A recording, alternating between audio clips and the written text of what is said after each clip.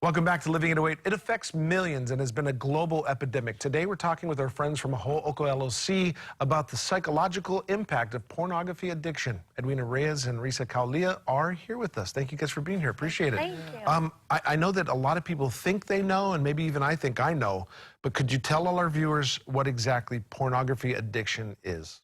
So pornography addiction is one of the most prolific types of sex addiction that exist. And it exists because it is so accessible.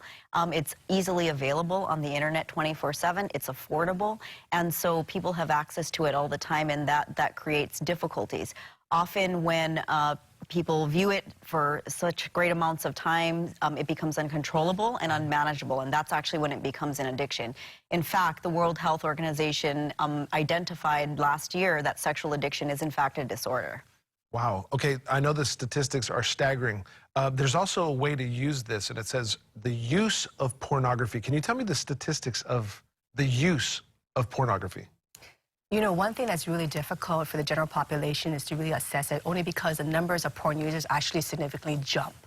But in regards to pornography exposure and statistics, with children in particular, first exposure to pornography actually starts at the age of 11, typically. In more recent stats, 11 years old, yes, very young. For teenagers in general, let's just start there. 2008, it was about 5% of the population of teenagers. 2013, it jumped up to about 13%. And in 2017, on a daily basis with adolescents in general, 39% of males view porn and 4% of females view porn on a daily basis, actually. Wow. And so it is quite staggering, the numbers, and it's been increasingly getting higher and higher. And as far as its usage, too, it doesn't discriminate. And even recently, most recently, actress Jada Pinkett Smith actually also admitted that she actually had a problem with pornography as well, too, in her past. Yeah, I did see that on her own yes. little talk show. Can you tell me how pornography affects not just a person, but relationships as well? Absolutely. Pornography has a lot of different effects, including physical and physiological. For example, people end up with erectile dysfunction. They find difficulty being attracted to their partners in real life because they have the images of porn in their mind.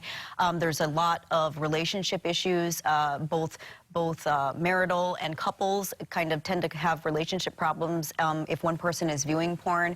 And there are certainly emotional and psychological factors, including depression, anxiety, stress, physiological kinds of things too. So it's wide-ranging.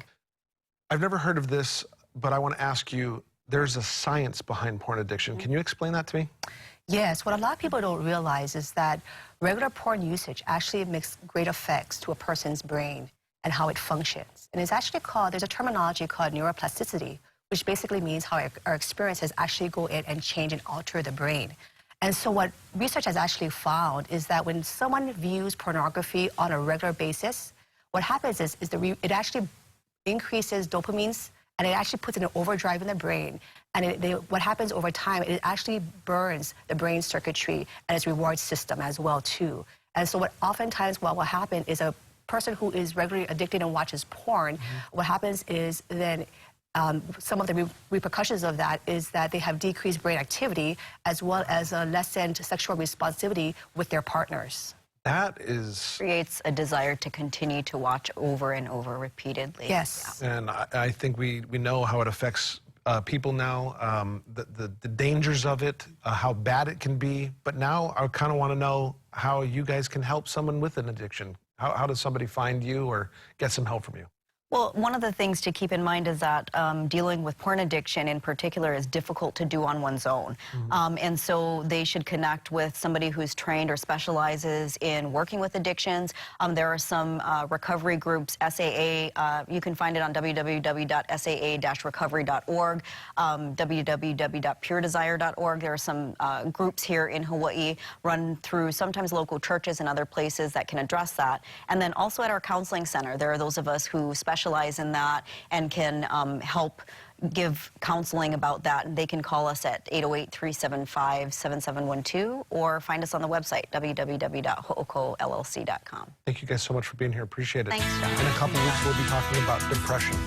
All right, much more when Living 808 continues.